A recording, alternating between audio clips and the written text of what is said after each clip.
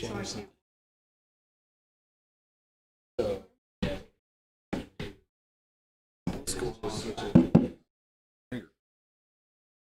sliced it cutting potatoes the other day. Yeah. That's what happens when you use a steak knife to cut potatoes.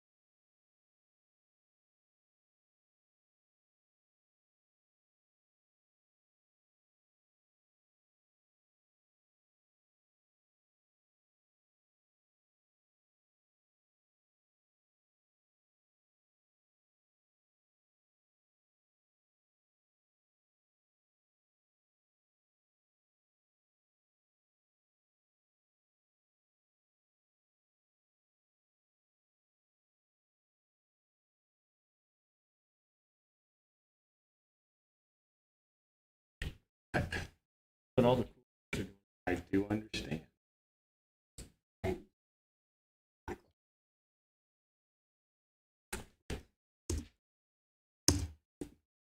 say when.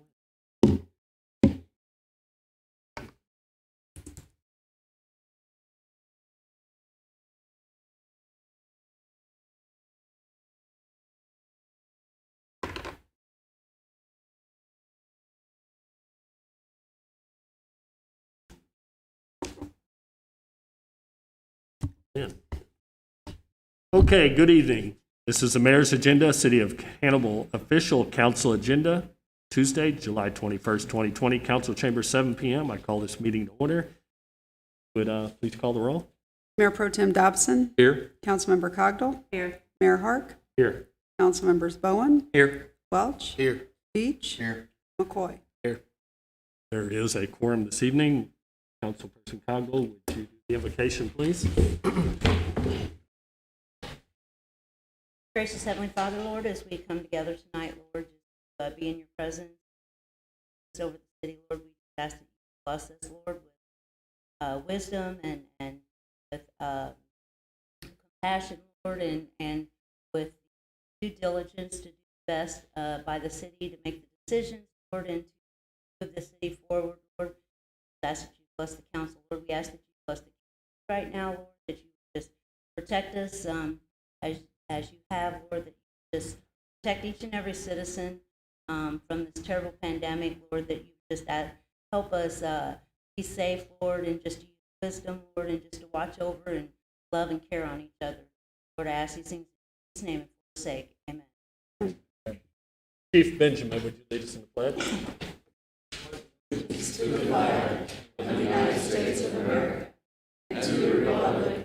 Stands one nation under God, indivisible, liberty and justice for all.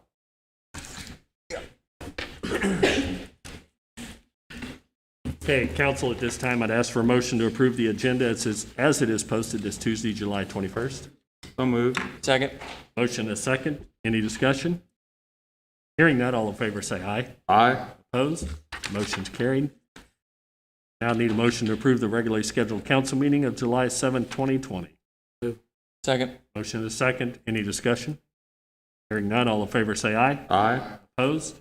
That motion's carried. Now requesting a motion to approve the payroll claims for the first half of July 2020. So moved. Second. Motion and a second. Any discussion over payroll and claims? Hearing none, all in favor say aye. Aye. Opposed? That motion's carried. First item on the agenda is April Azotea with the Azotea Lounge. Good evening, April. Hi. I'm assuming first up is the special event. Yes, let's do the use of city-owned parking lot and So I'm sale actually and consumption. no longer asking permission for it because I had originally wanted to be on the July 7th schedule, and I was put on the 21st, so it makes it almost impossible in a week to get sponsors and everything. So I'm just going to wait till a later date so I have more time to plan it. With everything going on, Yeah, it may exactly. be a blessing in Yeah. that respect. So, Exactly. okay. Well, then let's move to the second part, animal abuse and proposed ordinance. So you have, Yes. Okay. The last time I was here, I proposed to the council that I would get feedback from the community as to what they would like to see changed and or supported in regards to the animal ordinance. I have taken several polls online as well as made contact with several other concerned citizens that care about the safety and well-being of animals in the community to get as much feedback as possible, including reaching out to local veterinarians. My first question I asked the community was, if you saw an animal being abused or neglected, such as being chained up 24/7, didn't have water or proper shelter, would you report it and be willing to make a statement? 217 people said yes. Councilman Dobson commented on my online poll and said, I believe that more accurately that James Lemon stated that people will report animal abuse, but the problem is that people are reluctant to sign a complaint that would result in the offender going to court, and the complainant would also have to appear as a witness. Wanting to make sure I correctly explained this, I then reposted and asked, would you still be willing to report animal abuse if you had to appear in court as a witness? Everyone that responded and that I have spoke to in person again said yes. I realize that actions speak louder than words and have spent countless hours researching and talking to several people in the community, stressing to them how important their involvement will be. To me, this isn't only about protecting animals, the safety and their well-being, but also protecting the public and improved utilization of taxpayer resources. By far, the biggest concern in the community is dogs being chained up 24/7. Over 400 people, some of which are veterinarians, do not support this. To me, that is the life of a prisoner, not a pet. So I started researching other cities and what codes they have. Once again, I reached out to the community and asked, would they rather no animal be tethered between the hours of 10 p.m. to 6 p.m., or no animal tethered outdoors for more than 5 continuous hours and no more than a total of 15 in any 24-hour period. Although several people thought either would be better than being chained up 24/7, the response I got was that even that was too long for them to be chained up or didn't support any animal being chained up at all. Not having them chained up at night helps prevent them from being attacked with no way of getting away. However, in warmer months like right now, that is the coolest time of the day. Furthermore, after more research and responses from the community, timed ordinances have been proven to be difficult to enforce. And once again, I feel like loopholes will be found. A number of reputable organizations, including the HSUS, agree that dogs kept continuously chained up are mostly unsocialized and often become aggressive, frustrated, and highly territorial, and therefore more likely to bite or attack than an unchained socialized dog. The director of the National Canine Research Council said, chaining a dog is arguably the single most dangerous condition in which to maintain a dog. Permanent tethering or chaining is extremely damaging to an animal both physically and emotionally. It's a life sentence of solitary confinement with no exercise and little, if any, veterinary care. An unattended, isolated dog is left vulnerable to attack by other animals and often fall prey to internal and external parasites from which they cannot escape. Period, point blank, I have yet to find one person in the community that supports animals being chained up 24/7, let alone chained up at all. With timed ordinance being too difficult to enforce, once again, I started researching and calling other cities and have found that several other cities all over the U.S. have an ordinance called No Unattended Tether Ordinance. This means that the unsupervised, unattended outdoor tethering of any animal is prohibited. Whether or not this is the solution or not, I'm not sure, and I would like to have more time to reach out to the community before presenting a finalized ordinance to propose to the council. However, data shows that implementing a well-written, no unattended tether ordinance can decrease the amount of nuisance calls as well as the amount of chained dog complaints from concerned citizens, which I know would take a load off of our 3 animal control officers. At first, I thought this might be too strict, but after thinking about it more, most animal lovers would say their dogs are like their babies and part of their family. Would you leave a child outside unattended? Of course not. So why should we leave our animals outside unattended, let alone chained up to where they could get tangled, potentially hang themselves, attacked by another animal, etc., with no one watching to help or save them?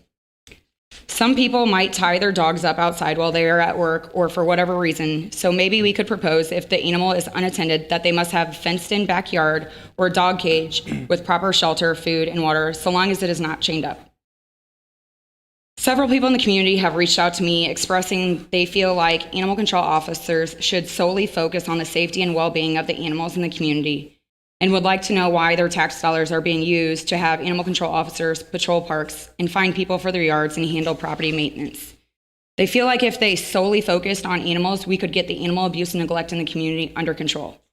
They are also questioning the hours of animal control officers, as several members of the community, including myself, have called on the weekend or say 7 p.m. Friday night and have been told an animal control officer would look into it first thing Monday morning when one of them gets to work. I believe Bob said at the last council meeting we spoke outside that their number one goal with animals is to educate the owners of these pets. So my question is, how are we educating them? And last but not least, Mr. Lemon, at the last meeting you said people wouldn't testify, which according to the public, they are willing, but why are animal control officers not testifying, especially since they are wearing body cameras? Do you want me to go back to the first question? I'm waiting for the mayor to tell me if I can respond, or if he wants me to respond.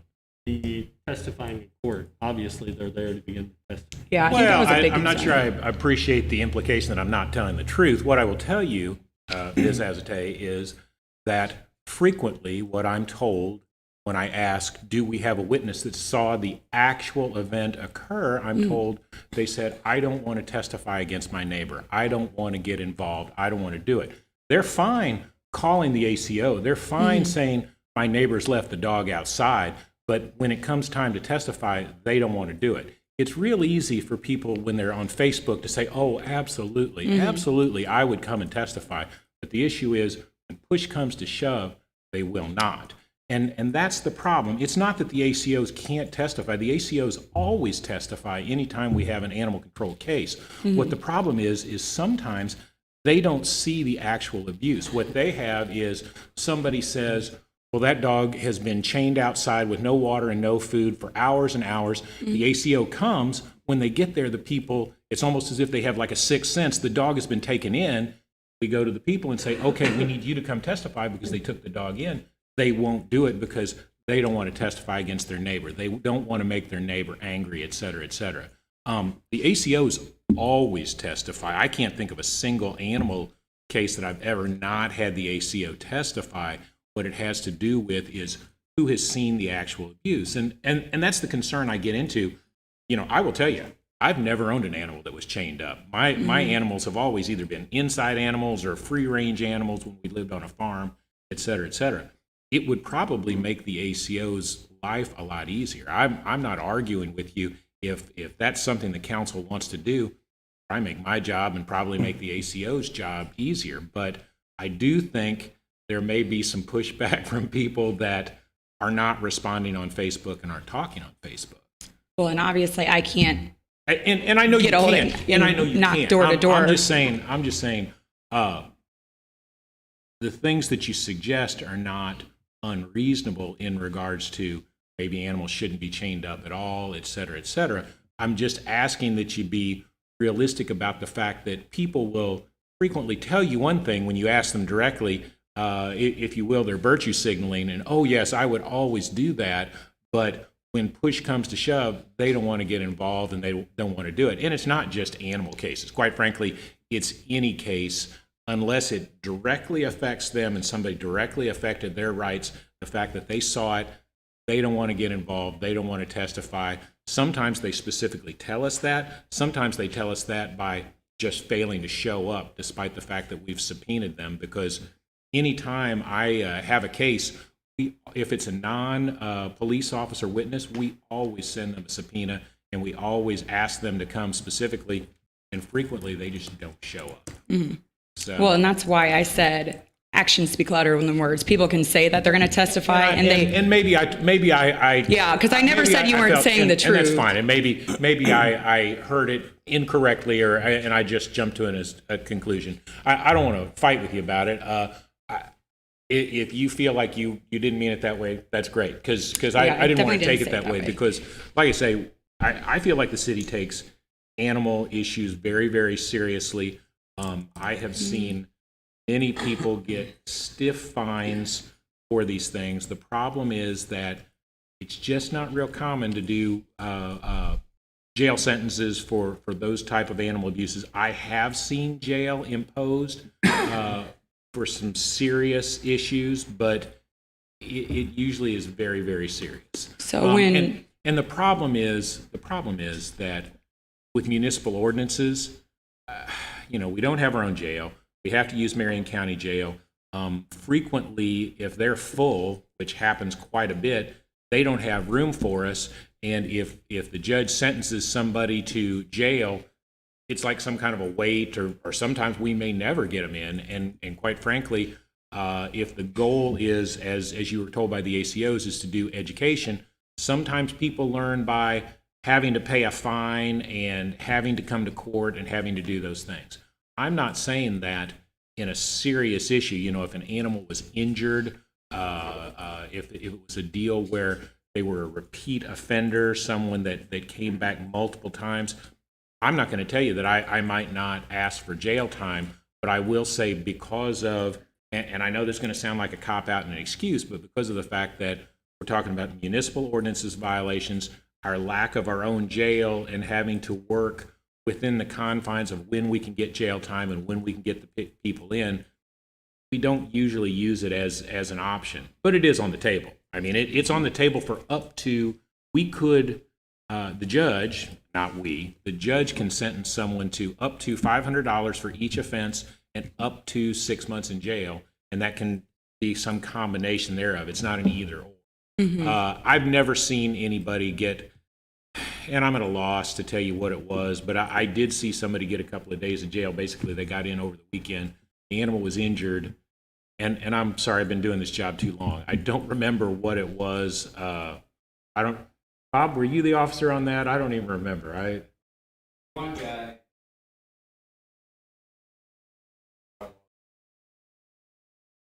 Okay. There was that involved also. So,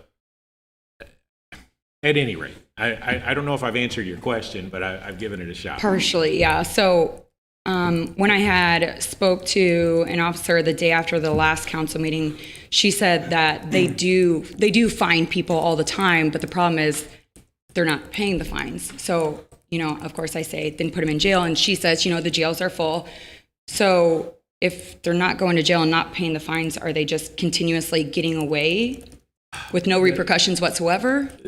That wouldn't really be the case. If the fact that they're not paying the fine doesn't mean that there's not something still ongoing. As Bob mentioned there, if you don't pay your fine enough, we do have the ability to put you in jail, and that does sometimes happen. The issue is the state about 3 years ago came down really hard on municipalities about you shouldn't be jailing people for property maintenance and for animal issues and things like that. So the judges are a little leery about putting somebody into jail on a municipal ordinance violation. It really needs to be something pretty excessive, pretty serious in order for them to do it with all the other things. However, you don't just get to skate and not pay your fine. Eventually, and eventually sometimes may take 6 or 8 months, but eventually you will either pay that fine or you're going to end up being sentenced to do community service. You're going to be sentenced to some type of probation thing where you're going to have a probation officer who makes you do things, makes you pay installments on it. They sometimes put people on payment plans. And in the extreme cases, if people are just belligerently not going to pay, I know, for instance, we had one, the guy racked up, and there were some animal charges, but there were also some trash charges and car charges, and he just wouldn't pay. It got up to $2,000 or $3,000. He spent some time in jail because he just would not pay, and the judge put him in jail. That was not Judge Bastian. That was our former judge. I don't know if Judge Bastian's put anybody in jail on that yet, but jail is an option. Jail does happen, and while they talk about people just not paying their fines, in Hannibal Municipal Court, in my experience, eventually you will suffer some consequence. It's just an issue of the state does not want people to go to jail just for fines, or just, in their words, not mine, just for fines, just for municipal ordinance violations. They want a kinder, gentler system. Okay. So, And something that was brought up the last meeting that I feel like would probably be up to everybody here would be, how many strikes are these people getting? I know that there's several houses that the animal control officers are continuously going to. Is it they get unlimited? There's not a rule, but here's what I'll tell you. If you come back more than once, we're going to remember you, and we're going to, there is a graded system, which is a second offense is a higher fine, a third offense is a higher fine, fourth offense, at that point we might want to start talking about, Judge, maybe we want to put jail time on the table. Problems being is when you put jail time on the table, then the city has to appoint counsel. If they can't afford a lawyer, the city's going to need to pay for that lawyer. It involves a much bigger process, and normally those people aren't feeling any pain on it because they're never going to pay for that lawyer. The city's going to pay for that lawyer. But it's not as if it's a specific strike system, but what it is we know who the repeat offenders are, and I won't say any names here, but there are people that have been repeat offenders, and I know the ACOs crack down harder on them when they have to go back multiple times, and I know that my office, when we see people multiple times on animal issues, whether it be animal abuse, animal neglect, we take those things seriously. And I mean, we genuinely do. I understand frustration and I understand feelings of, well, it's just not being taken care of, but it is something we absolutely take seriously, both with the HPD and with my office. Okay, and then in regards to animal control having to wear multiple hats other than dealing with animals. Well, I can address that real quick. I want to be sure people can hear me. There are more animal control officers now because we combined, there are community service officers. One of them was hired specifically to patrol parks and things like that. And when they're not patrolling parks, they help out the other two animal control officers. If I'm wrong, Chief, correct me, but that's how it evolved. So actually, by introducing the patrolling of parks and checking on weeds and things like that, I gained the resources to help with animal control calls. I basically put more manpower in one area. Secondly, what you find a lot of times with people who abuse animals is they don't keep their property up, they don't take care of their kids, and they live in squalor. I'm just going to be honest. You know me, I'm going to say it the way it is. So having the ability to send people there for code violations allows the community service officer to just look and say, wow, this place is a mess. You've infestation, trash. Oh, nice. There's your dog malnourished. So it kind of works hand in hand. Chief, has there ever been a time where animal control officers or community service officers have went and determined the conditions, based on an animal call, determined the conditions of the property wasn't suitable for children in the house? So, see, we kind of play it together because people that abuse animals, not all, I don't want to be making a declarative statement, but typically will not take care of their animals. We try to put that together. Yeah, I mean, I'm I would, wrong. if I may chime in, they're community service officers, and that allows for the more latitude. So in instances where, because I know there's several properties in Hannibal that aren't taken care of, in instances where they don't have animals, I feel like we're taking away from them having to go do property maintenance and, oh, the yard's overgrown, they don't have any animals, and I feel like it's kind of taken away from them focusing on Well, all the animals in the community. their weeds and property maintenance is secondary, except for the one that, Chief, go ahead. Mayor, I think the chief wants to speak.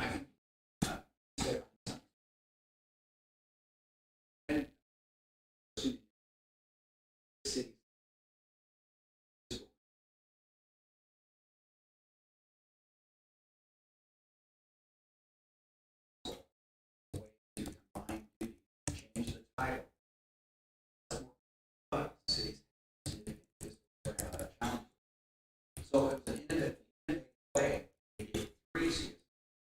Go back to the old. But assisting. So it's not a perfect system. It's the best use of the or services, property maintenance services, parks. Doesn't back the other way and all that. So you get more out of it this way. But the reality is,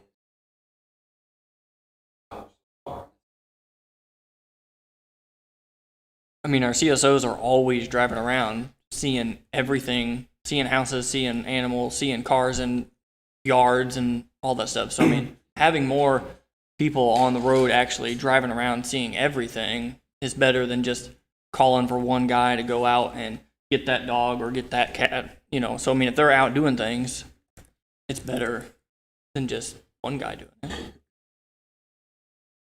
I mean, what's the animal catch to property maintenance ratio? I mean, how many animals are we catching a week compared to how many property maintenance things are we doing a week? I mean, not to cut out of the animals, but we have a lot of properties that need to be remediated.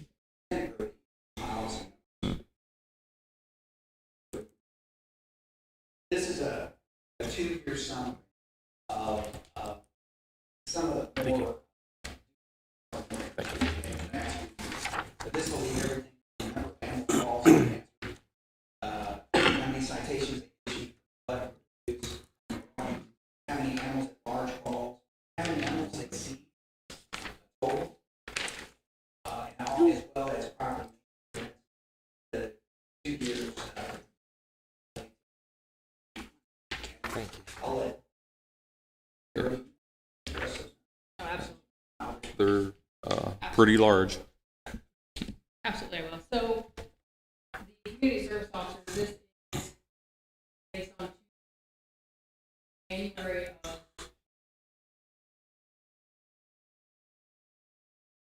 total number of animal calls responded, 1,200.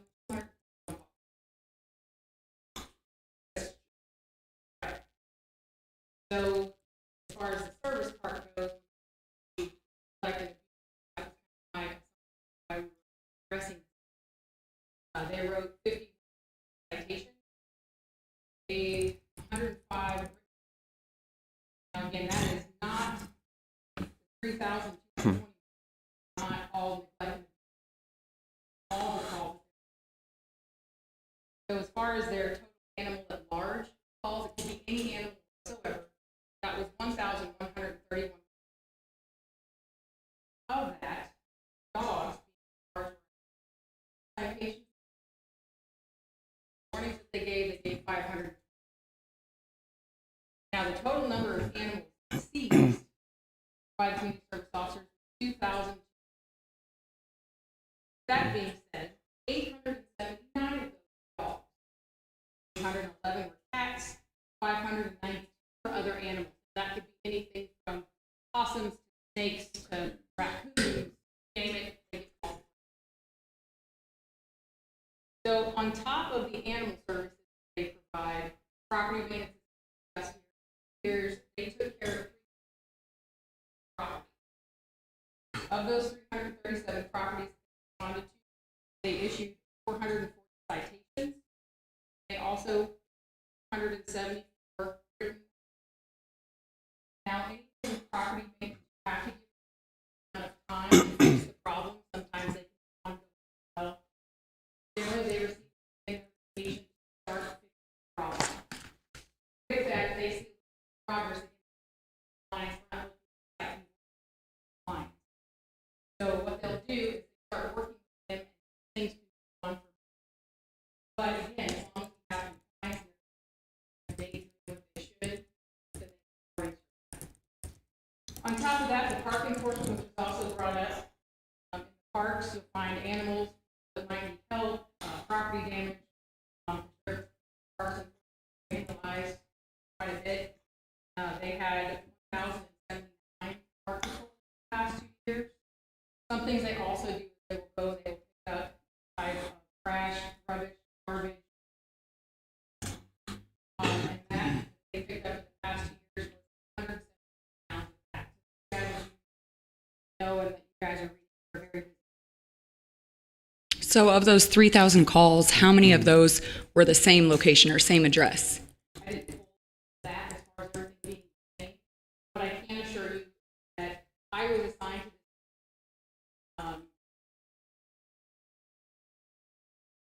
to what I do, kind of checks and balances, that guys work 7 days a week if they cover.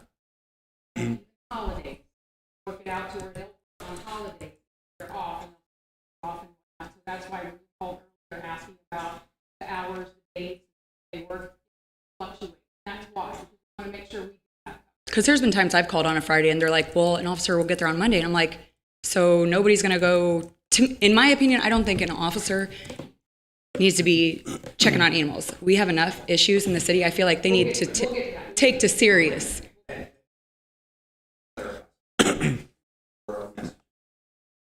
Somebody calls out, like, obviously stress.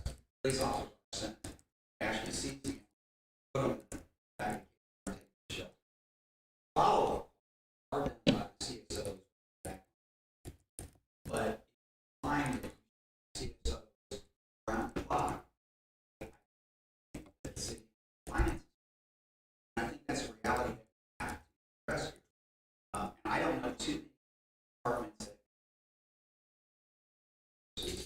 not even sure. So think about that. Call and you say,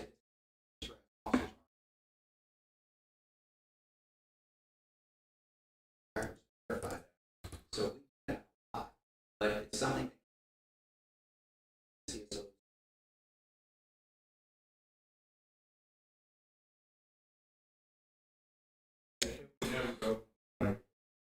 Well, that's what I was actually personally told when I called the police station. And I don't know if she told me incorrectly. I'm just going based on what I was told.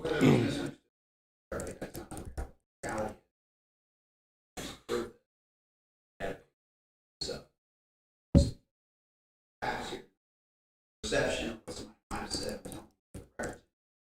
That is a common thing. But providing 24-hour service to CSOs is not practical.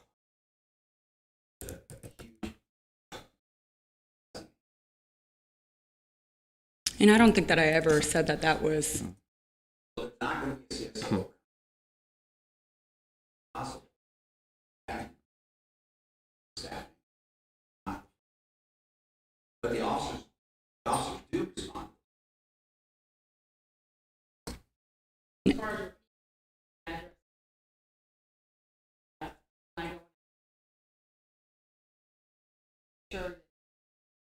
Impression from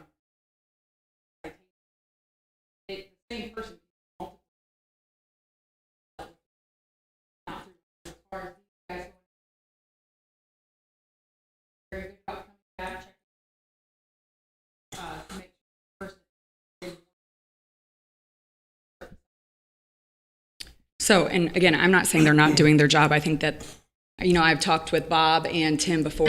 I think what's frustrating for me, again, speaking on behalf of the dogs, is one particular instance. The 3 Huskies and 2 Rottweilers on Levering. I was told by an ACO that they weren't even allowed to go there without an HPD officer because the owner was a convicted felon and considered armed and dangerous. And I know for a fact that several people had called in regards to those dogs several times within a couple-day period, because during that time, I mean, the heat index alone was like 100 degrees, and you have Huskies out there.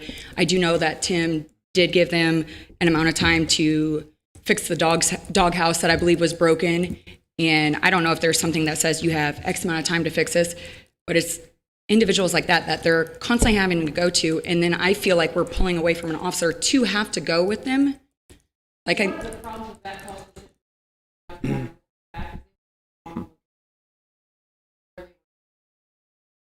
I spoke about that, and they said that the direction made you figure out where they were supposed to be. But they did go to the problem.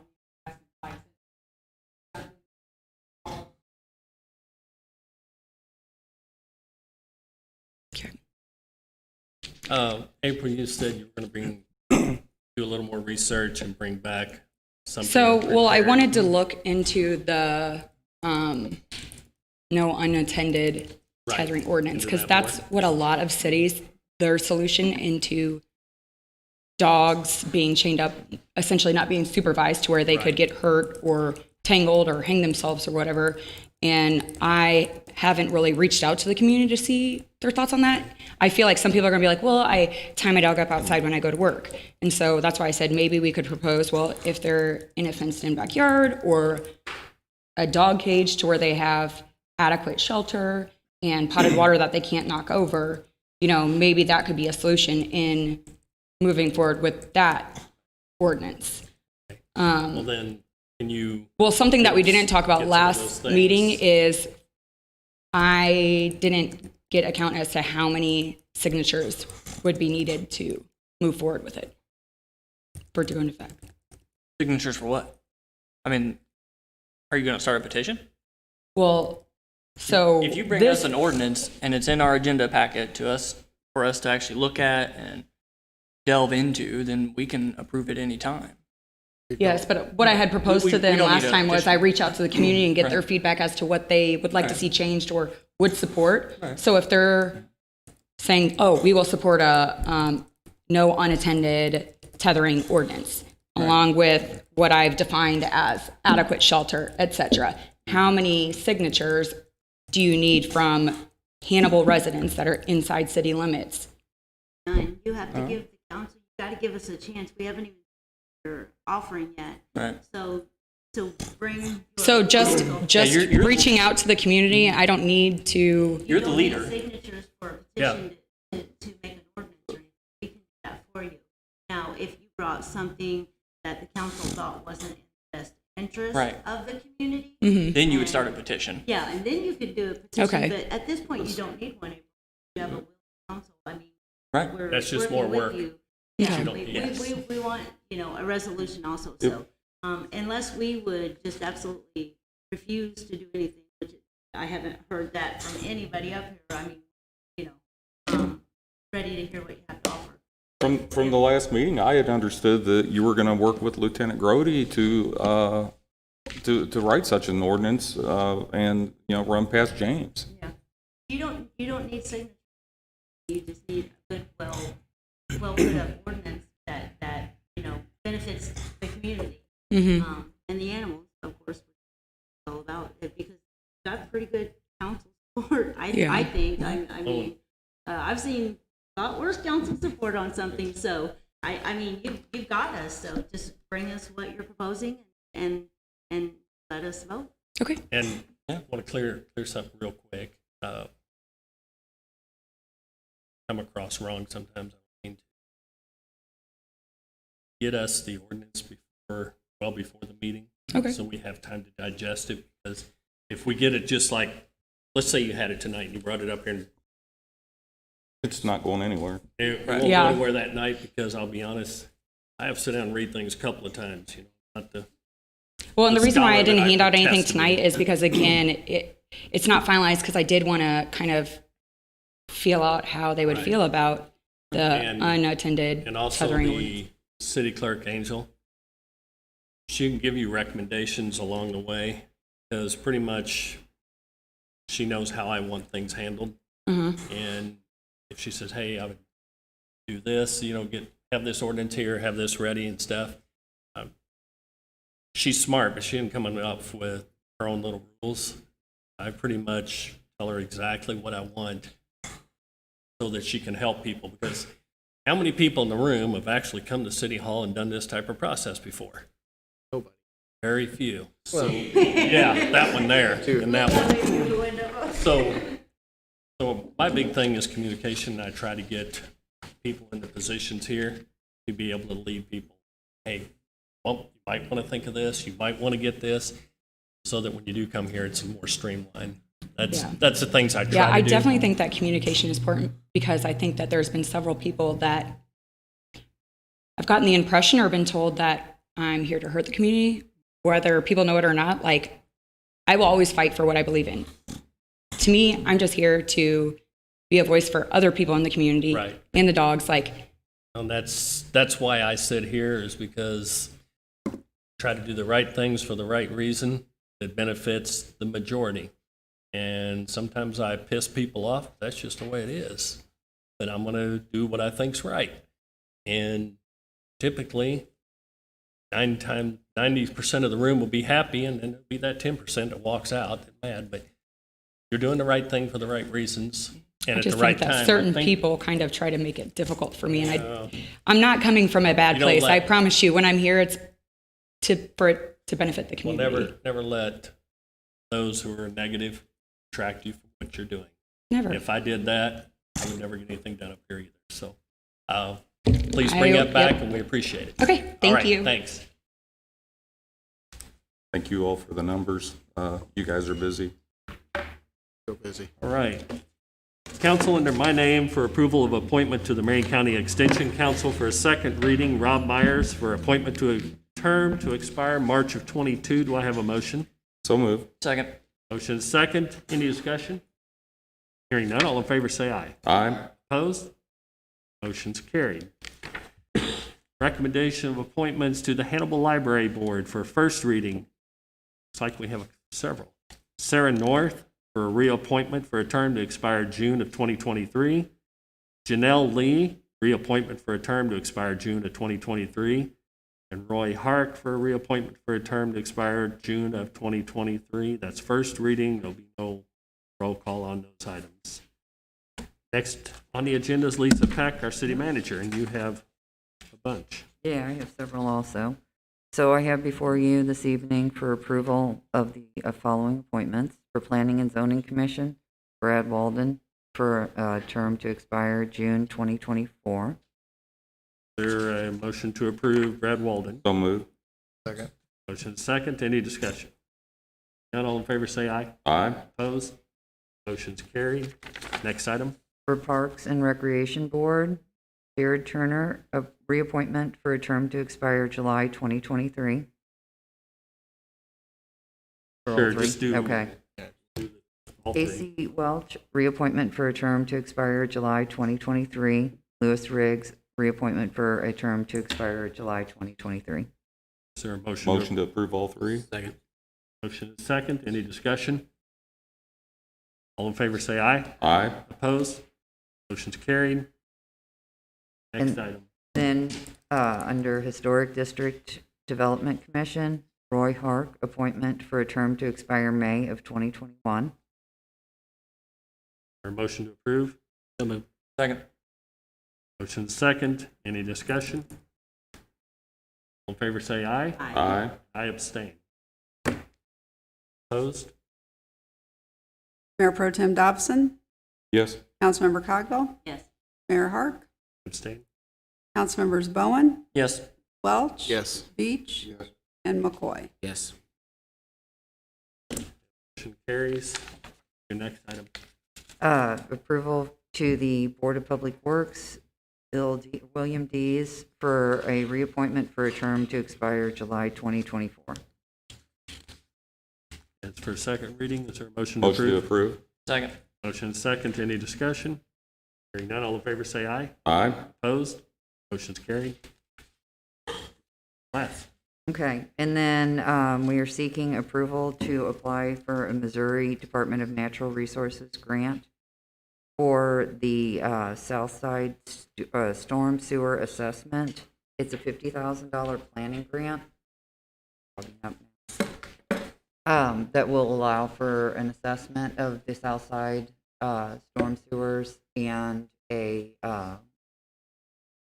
some alternatives for a plan and prioritization of what needs to be fixed so that hopefully we can avoid further issues such as Martin Street or Union, where they actually. Is that grant being sought, I guess, on behalf of the Board of Public Works? Yes. Okay. Yes, so we don't anticipate there being a match, but if there is, it would be in the purview of the Board of Public Works to pay that. It would not be the city. Okay. And we're looking to just try and assist them with. Appreciate it. So is there a motion to approve that application process? Make the motion. Second. Motion is second. Any discussion? Hearing none, all in favor say aye. Aye. Opposed? Motion's carried. Angela Cerboni, our city clerk. Thank you, Mayor, Council. I have one item this evening, and it is the ratification and reaffirmation of our conflict of interest ordinance that is required by the state and solidifies our procedure for certain municipal officials and employees who are required to disclose potential conflicts and certain candidates that have transactions with the city of over $500. We're required to reaffirm this biennially, and this would be our year, and to be done no later than September 15th. So this evening, I have bill number 20-019 for a first reading. Thank you. Andy Dorian, Director of Central Services. We have a couple of items.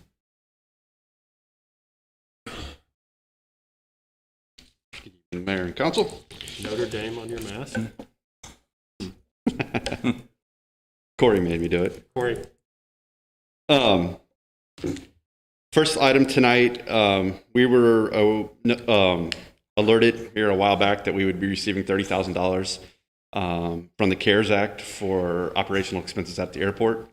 And so in order to receive those funds, we need the council to authorize the mayor, city clerk, and city attorney to sign those documents. Be a resolution 227820 to follow. Next item. And then we have been talking with Peppingstone Bach and Associates in regards to the restoration of the large double slide at the Aquatic Center. That being a fiberglass slide, the chemicals and sun wear those down. So it's common practice to get those restored. That is a very expensive piece of equipment, $275,000 plus. So investing a little money to restore those to get more years is a wise practice. So this would be a resolution to follow, $7,500 contract with Peppingstone to develop those bid specs. Just a question on that, Andy. Yes. $7,500 for them to evaluate and bid documents, so forth. Wouldn't it have been just as easy to work with the contractor that you originally bought, It is, or the vendor that you bought the slides from? these are very technical bid specs. There's several different companies. You're going to get several different products, several different results. So to get something that's uniform, that's something that everybody can fairly bid out, this is the way to do it. They have already, prior to when we did the restoration here a couple years ago on the underground, this was part of it. We just didn't have the money at the time. And so they have a lot of it already done. So, but it's what we have found in doing some of the minor restoration on some of the minor stuff. If you don't have a good bid spec, you're going to get in trouble. So with it being this big of a slide, we can't risk it. So that's why we decided to do it. We went back and forth on this quite some time. So Understood. yeah. Thank you. And that'll be resolution 2279-20 to follow. Anything else, Andy? Thank you. Thanks, sir. Karen Burdett, Director of Finance. Good evening, Mayor, City Council. I'm coming to you tonight to ask for the mayor to sign a letter of engagement with auditing firm Williams Keeper. I went out for sealed bid and I sent the package to 7 different firms. I had 2 respond. One is Wade Stables, who has done our audit for the last 16 years, and Williams Keeper, which is out of Columbia. Williams Keeper is a little bit more expensive, but when you weigh that they both were very compatible onto the service that they could give us, but a good accounting practice would be to change accounting firms, auditing firms after a number of years. Some people say to change every 3 years, some every 5. We've been with Wade Stables for 16 years. One of the reasons is because they're local and they have always been the low bidder, but I feel that we should probably take a break and have another firm and then go out for bid again after 3 years. So I have a resolution to follow, asking for the council to approve the mayor to sign that letter of engagement. Any questions?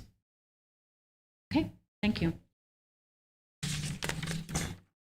Okay, council, we have before us resolution 2278-20. I need a motion to have the clerk read this resolution, call the roll for adoption.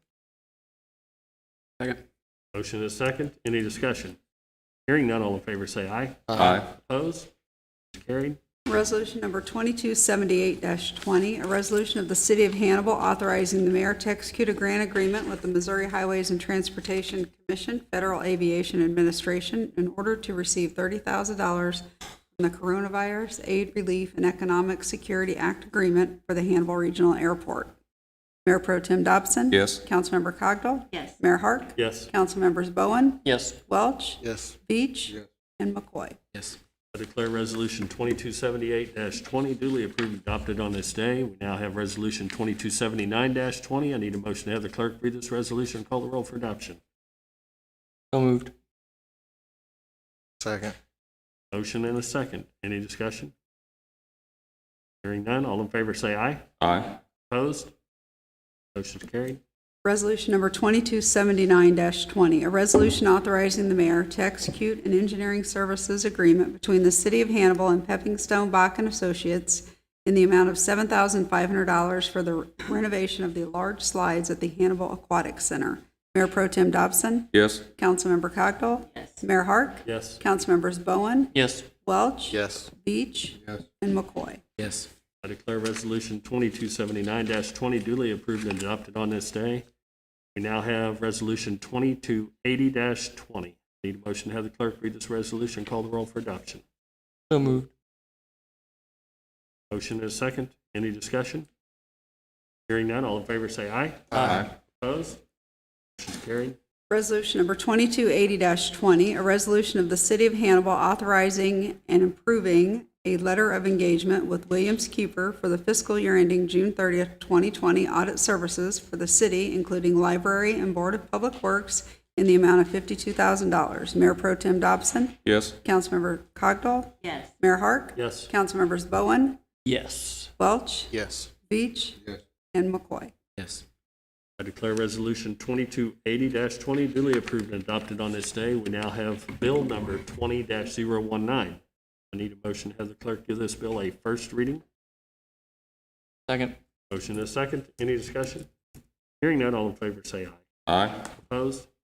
Motion's carried. Bill number 20-019, an ordinance ratifying and reaffirming the City of Hannibal's procedure to disclose potential conflicts of interest and substantial interest for certain municipal officials and employees as required biannually by the Missouri State Statutes 105.483 and 105.485. First reading.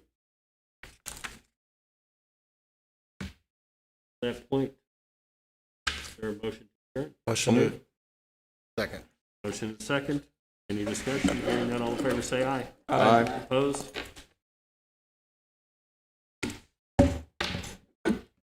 Very good.